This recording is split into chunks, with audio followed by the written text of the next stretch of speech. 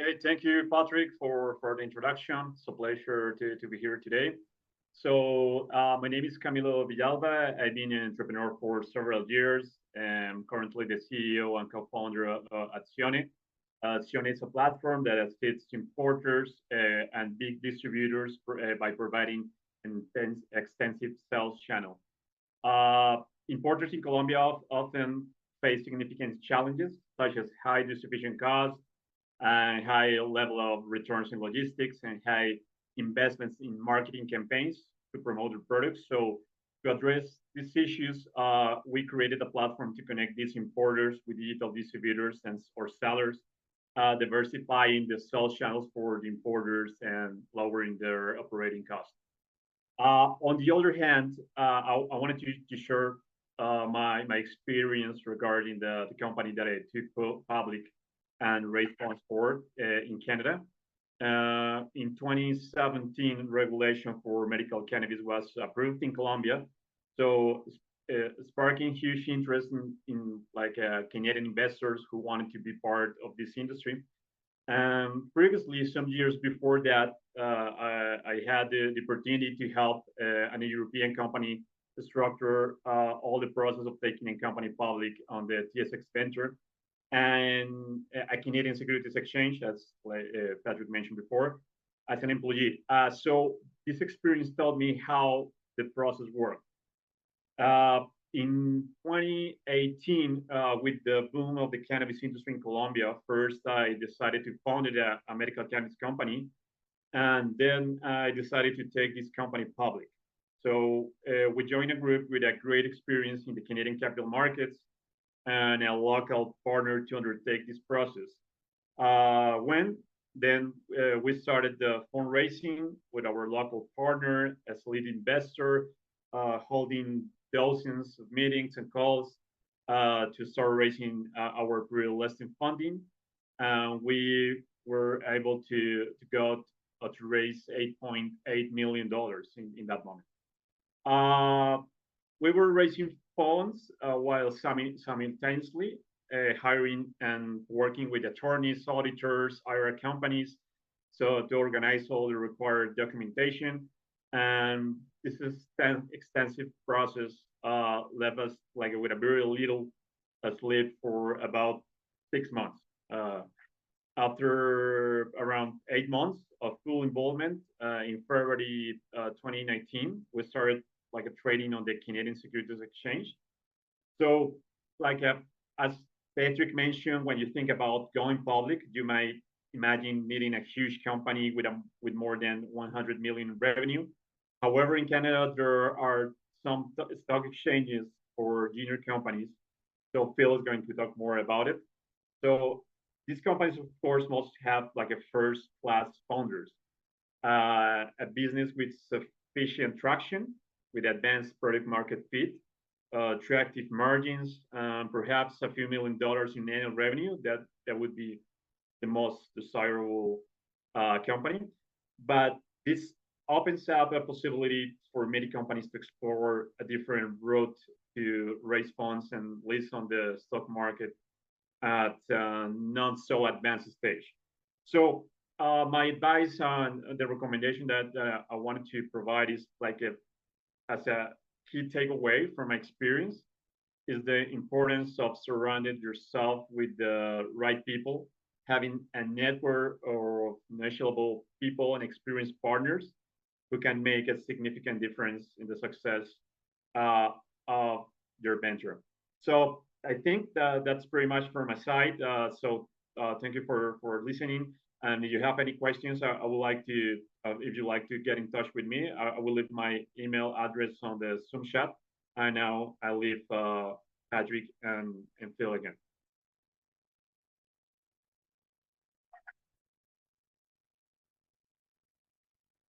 Okay, and thank you for that. So Philly, do you want to get started here? Sure. Thanks for organizing everything. Everyone can hear me okay? So my name is Philip Shum. I'm the Director of Listings Development for the Canadian Securities Exchange. I'm based in Toronto, Canada here.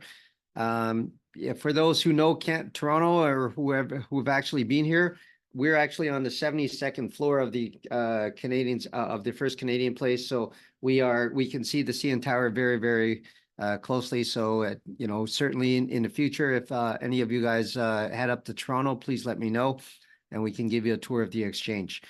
To give you a bit of a background on myself, I've been here at the exchange for about 6.5 years. My key role is to work as a concierge for companies to list interested in going public in Canada. So I work with companies that are in Eastern North America, all of Asia. So that's mostly Hong Kong and Singapore, but then also Europe as well, and now Latin America as well. So for the most part, I don't sleep a lot because I'm always on a phone call of some sort or another to talk to different types of companies. Background wise, I've been here, as I mentioned, 6.5 years. Me and Patrick used to work together at another diversified financial services company. But prior to that, I actually spent 12 years working in technology, finished off my career as the product manager for PayPal in Canada here, and then I'd worked for various other tech startups firms. So part of the attraction for me wanting to work with a lot of tech companies is because, of course, I've been through the scenario where raising money has been always a challenge, as well as also, depending on the investor sentiment, it can be very challenging, and you've got to be innovative in terms of how you look to raise funds. And at the same point, working directly with a lot of VCs, can be, I'll say, a bit challenging just because of the single source of capital that from where you've got. But having going public is a different way of looking at funding your company. To give you an oversight about the CSE, just briefly, the exchange has been around for approximately 20 years or so. We just celebrated our 20th anniversary this year. We have approximately 800 publicly listed companies. There's approximately 135 technology companies at this point, and the overall market cap of the exchange is approximately $25 to $30 billion Canadian. So let's kind of start from the beginning. It's so most of the people on this call are from Latin America. So why come to Canada? Well, Canada in itself has a good amount of infrastructure in terms of companies going public. Obviously, we are a G7 nation. We've got a very diverse group of service providers which can help companies go public.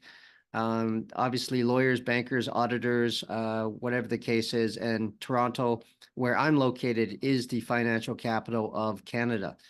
So to put it into perspective, we've got 800 publicly listed companies.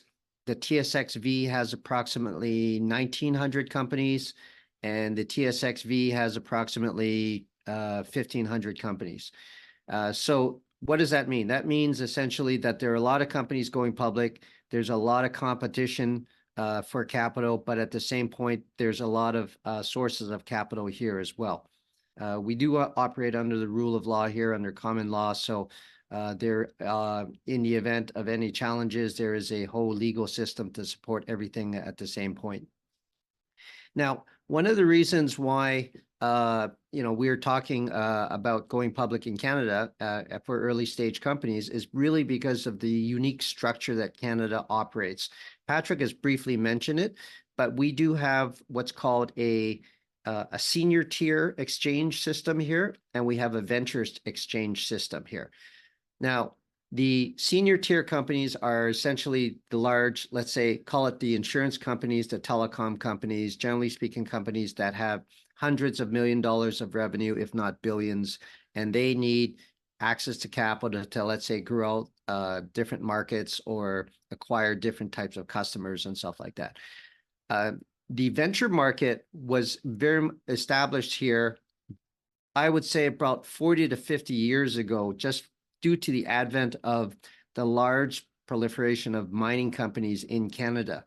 So many of these companies needed access to venture capital. because once you can't it costs a lot to set up a mining company, and it costs a long time at the same point. So mining companies would leverage the capital market system, and due to this advent of mining financing, that has proliferated into all sorts of other sectors that are out there, in particular technology as well. The other thing that we offer, because of Canada is very much linked with the US markets, and we are obviously in the same time zone. I guess most of Latin America is as well. But the markets are very, I should say, actually, the stocks are very much fungible, meaning that if you get listed in Canada and then you get listed into the for the OTC markets, either the QX or QB boards that they have, there is this sense of compatibility between both Canada and the United States. And frankly, if you're listed on the OTC, you can also get investors buying your shares from anywhere else in the world. Next page, Patrick. Okay, so I did talk about this. CSE is founded in 2003. We've got actually Toronto, Vancouver, Calgary, and Montreal offices. And the whole purpose of the exchange was to provide access to the most cost-efficient capital for public issuers. And we have actually been the world's fastest growing stock exchange. In 2021, we listed 181 new companies, which essentially is considering there are maybe 200 working days in the year from Monday to Friday for a few weeks. We almost listed one every day. So that was a really, really good year for us. As I mentioned, so we're just around 800 issuers. 1.2 billion has been raised in the last 12 months, with about 830 financing deals, many of which are generally speaking smaller in size, but they are very much geared towards the venture market. So this is a list of all of the sectors in terms of how much has been raised over the last little while. You can see that we, as of 6 years, 2019, we were just over 3 billion. That peaked in 2021 at just about 8.6 or so. And then 2023, about 1.5 billion. Currently, we're trending at approximately 1.2 billion or so. It's reasonably good considering the market is not as frothy or as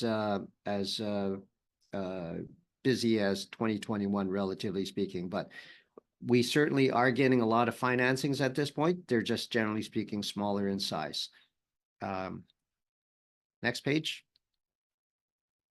Okay, so why the CSE compared to all the other companies? And some of the major reasons that people look at the CSE are really, it comes down to, one, it's a lower cost model. So we have a low cost model where companies can get listed quickly, as well as at a very inefficient cost basis. On top of that, we also try to make sure that we are very business friendly as well.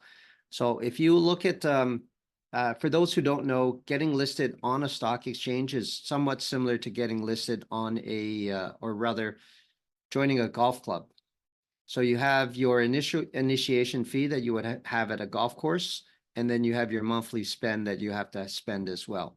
Well, what we've done at the CSE is that we have an initial listing fee, which is effectively a review of the actual application. We have to make sure that when the file comes in from your securities lawyer or from the company, that it meets the listing requirements that are on the company, or rather, we just have to make sure it complies to the local securities commission's rules on who gets accepted or not. So that $25,000 to $40,000 there, that's predicated on the size of the company upon its listing, the valuation that is. The 100 million is for over 100. I'm sorry, the $40,000 is for over 100 million in terms of value. And for a sub $10 million company, it's a $25,000 upfront fee. The annualized fee is 1050, and that again is for the low end of the companies, and for the high end is 125. But generally speaking, most of the companies that we see are generally speaking, I would say 15 to 20, 25 million in size, valuation wise. So what does that mean? That means that you're probably looking at about $40,000 to get listed, 40,000 Canadian to get listed for the first year of service. Now, where the next line below that, additional listing fees and supplemental listings. One thing where we're different compared to other exchanges, because there is another venture exchange called the TSXV. It's on in the right column there. We do not charge what's called financing fees. So upon raising money, the TSXV charges a percentage of the funds, and it goes to the TSXV as a commission per se.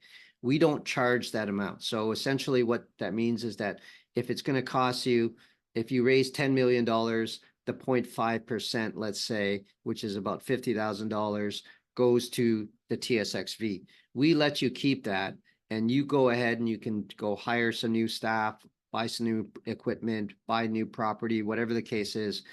We just want to make sure that it's a much more efficient use of your capital, considering, you know, the stock exchange hasn't done anything essentially to help you raise the money. So why should we get any of that? So we want to make sure that you can maximize the use of the capital markets raising facility as well. Next line is transaction fee. So usually what happens is with other exchanges, if you have a question about rules or regulations, or you want to propose a transaction, just a review of the transaction itself costs money as well. We don't have that fee. Next page, please. Oh, one last thing. Go back to one page. So that annualized fee, it is a flat fee. So what that means is that you can ask us as many questions, or you can ask us for review of certain transactions, and it is all still the same fee. It's just like an all-you-can-eat buffet, so to speak. Okay, next page. U.S. and international access. So one of the things that we want to make sure as Canadians, as a G7 country, of the 800 companies that we have, approximately 600 of them are dual listed on the OTC. And there would be multiple categories of, because the OTC has about 5 different classes. Approximately of the 600, approximately one quarter of them, about 150 of them, are listed on what we call the QX and the QB ones, which are the more regulated boards within the 5 that the OTC markets has. We think it's a really, really important point to go ahead and make sure once you're listed on the CSE to get an OTC listing as well, because what it will do is allow, obviously, investors everywhere else in the world, including Colombia, Brazil, other places in Latin America, or places like Dubai, Australia, Singapore, wherever else, these other additional investors can buy your shares, which is quite beneficial, because what it does is it diversifies your investor base to make sure that you can have people see your company from an access standpoint, or rather buy your shares from an international facet, which is great. The other thing, to the part on the right, growing international access, what we're trying to do at an exchange level is just to make sure we reach out to different sources of capital as well as different markets on an international level, to make sure that we can try to continue espouse the values of the CSE, to either get access to more issuers, but at the same point help develop the infrastructure behind the scenes to make sure that everyone can get access to the exchange. We do have a few companies which are what we call interlisted or dual listed. These are companies that are going to be on NASDAQ, obviously in New York City, Aquis, which is out of London, and then Frankfurt, and of course the LSE. And soon, very shortly, we're looking to add a couple companies which are listed out of the ASX as well. Okay, next. So Patrick has kind of talked a bit about the financings and stuff like this, but these are the top financings in 2024. The key ones to be looking at, and by the way, this is for everyone, but the key ones to be looking at are, let's say, XTM, which is a fintech company here in Toronto, Canada. 14.3 was raised. Big Digital Assets raised $8 million. And the other companies are other sectors. But what I did do some research earlier today, and the largest tech financing we have had in for the CSE is about 60 million, and it was for Burna Technologies, and they make new specialized non-lethal weapons for security forces and or police teams and stuff like that. And they would have actually, it's not the traditional high tech, where one does a lot of coding in Python or everything else behind the scenes, but that's the classification there.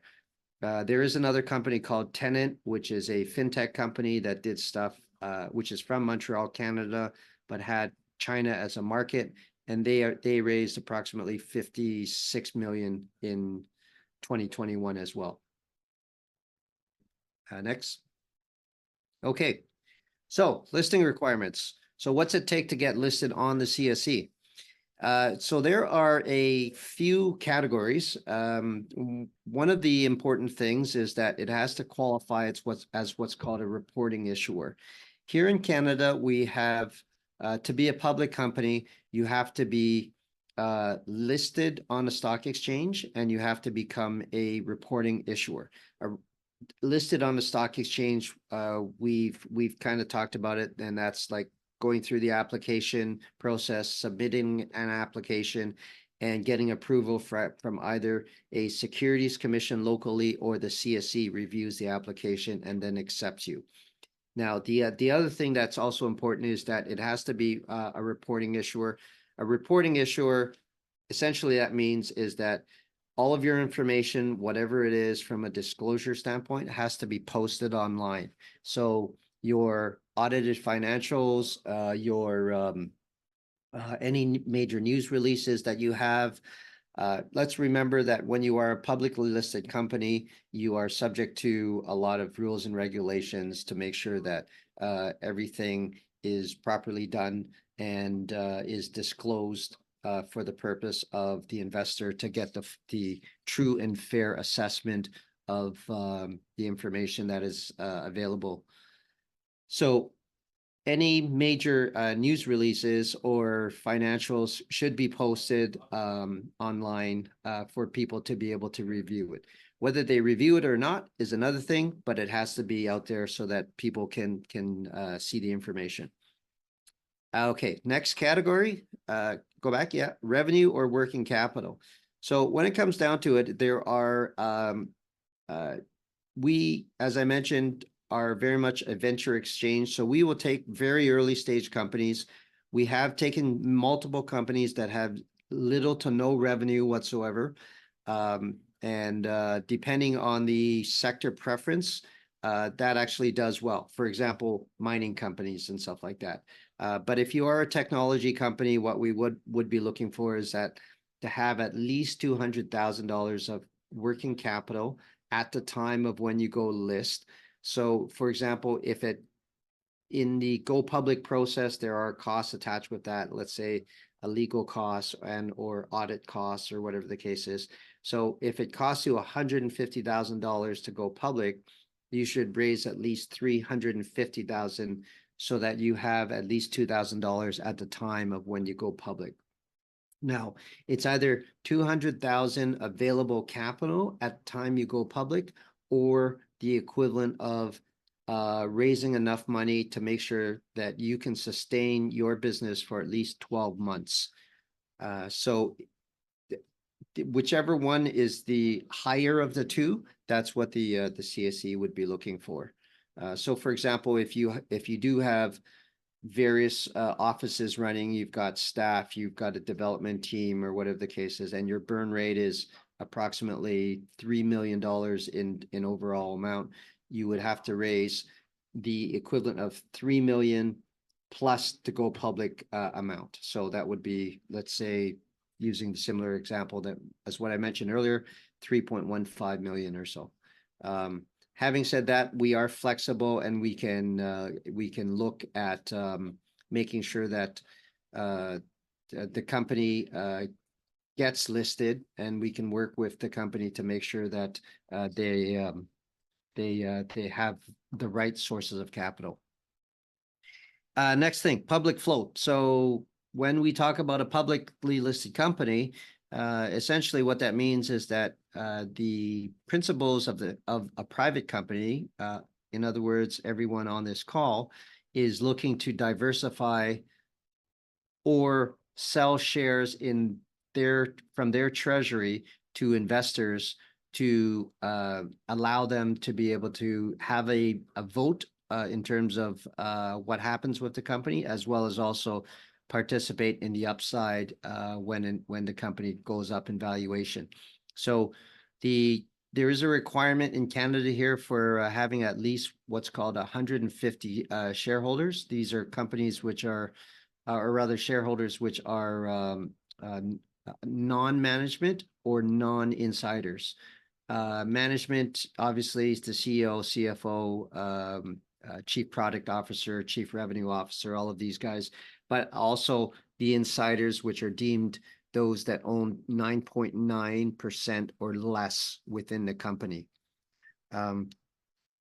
Okay, and so the public float requires 150, as I mentioned, but it should constitute at least 20% of the total issued and outstanding of that security. So for example, if you had 5 million shares in total for the total amount of shares available, at least 1 million of those should be in the public hands, of which there would be 150 shareholders there.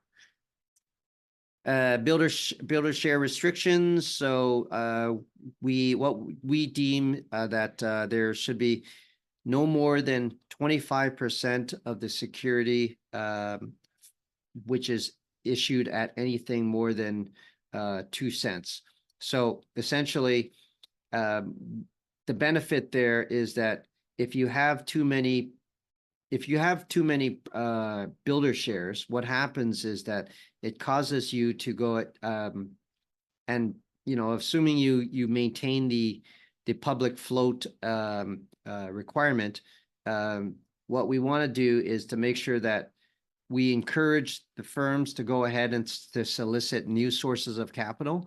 That's the only way that you as also a shareholder can also benefit, because you do want to be able to increase the valuation, and you don't necessarily have to do that by increasing the number of shares. You can look to increase the value of the share price.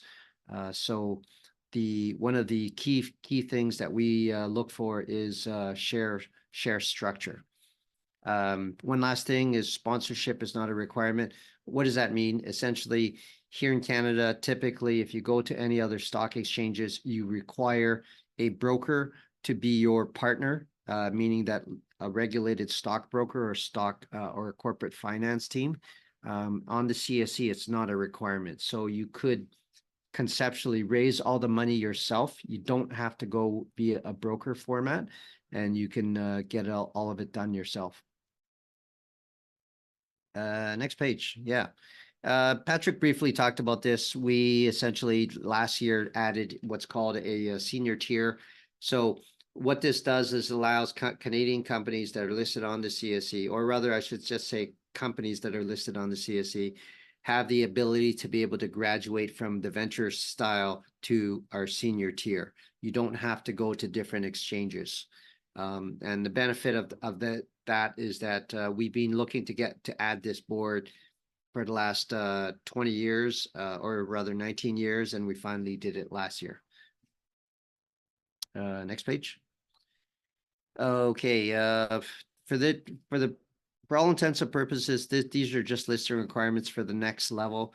I think we could probably skip this for now, but we highly recommend that most companies go to the venture board initially, and then you can look to go to the senior tier there afterwards. Next page. Right. Okay. As I mentioned, the CSE has approximately 800 companies at this point. So one of the differences where I've talked about is that we offer a lower cost model. We try to be much more friendly from a regulatory standpoint so that we can work with issuers to make sure that they get listed and then operate their business efficiently. And the third pillar that we have is that we focus a lot on issuer services. So we try to be more business friendly. So what does that mean? That means essentially we have a market open session here. So I'm just in our newly developed podcast room.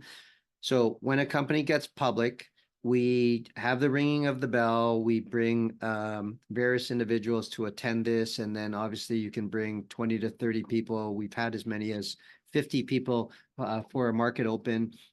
We've had babies, we've had animals, we've had all sorts of different types of things appear at our market opens, and we welcome all of that.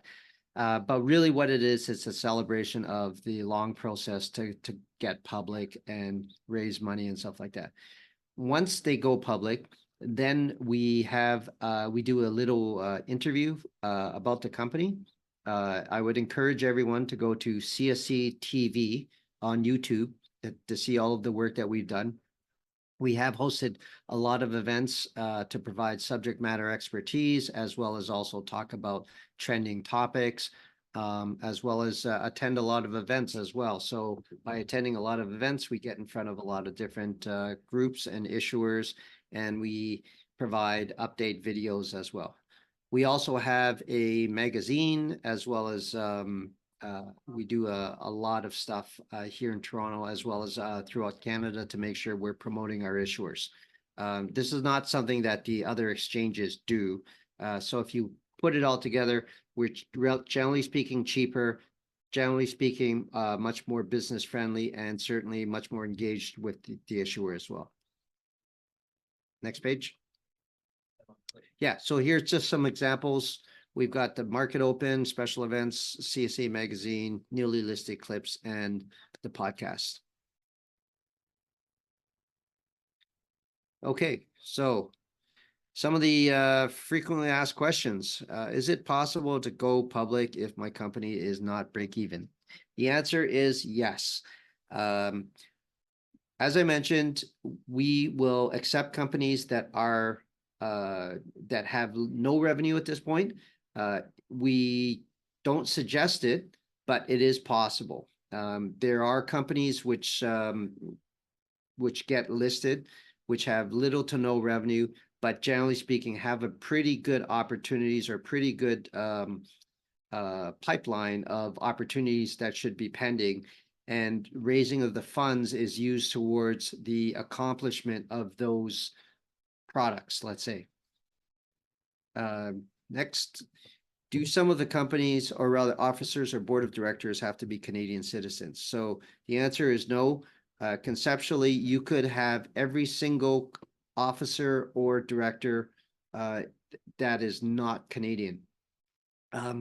We have some of those, but we do recommend that it is important to make sure that you have some sort of Canadian representation. If you're going to be listed here, you really should have at least one or two people who can either answer questions to investors, as well as work with investment bankers or lawyers or analysts to make sure that there's representation for your firm here.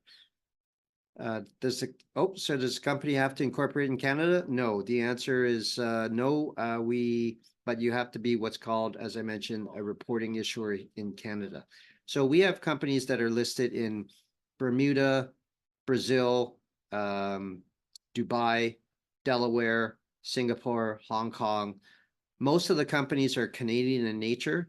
And one of the things that I would advise is that you should look at potentially listing or rather incorporating in Canada, but make sure you check with a tax lawyer first and foremost, because it does trigger certain tax events.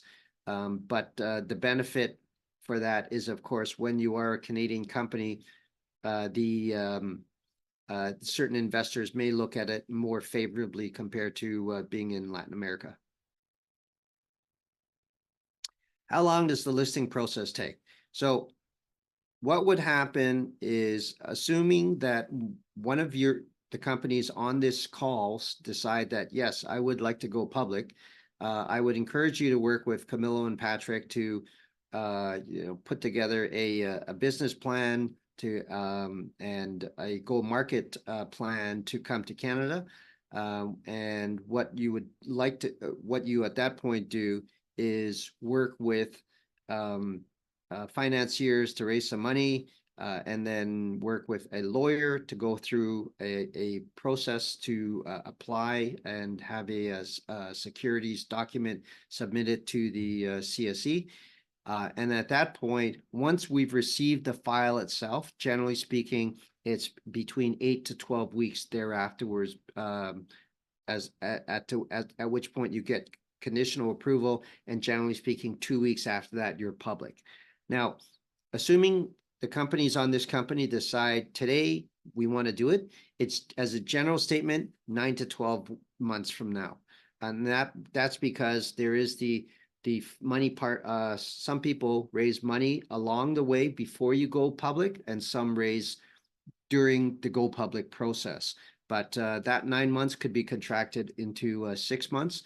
But generally speaking, it's 9 to 12 months in total. Yeah, okay, great. And I think that wraps it up for me. I've talked a lot here, and we'd certainly be open to take some questions, and or maybe Patrick and Camilo can step in as well. Thank Sure, you. yeah. I think, yeah, we have some time for questions. I just want to go over a few things, then we'll open it up. Just to go over who we are again. So Camilo and I are working together as essentially advisory support for ideally Latin American companies, any companies from Central America, South America that would be interested in coming here. We can help you with the process. I can help from Toronto. Camilo can help from Bogota. His Spanish is a little bit better than mine, so we're good there. And we can organize you roadshows to come to Canada. If you want to come to Toronto, or if you're interested in another country, perhaps we could do that too. But we could start with Toronto. So Camilo and I, we're going to pre-select 10 companies if any companies are interested. And then we can talk to you about what you want to do and what your options are. And from that, we want to take maybe 1 to 3 companies public. So that is the goal. It would be our first company that we would take the CSE public. So we want to make sure that we do it right, and we choose companies that definitely have the valuation and the legs to move further.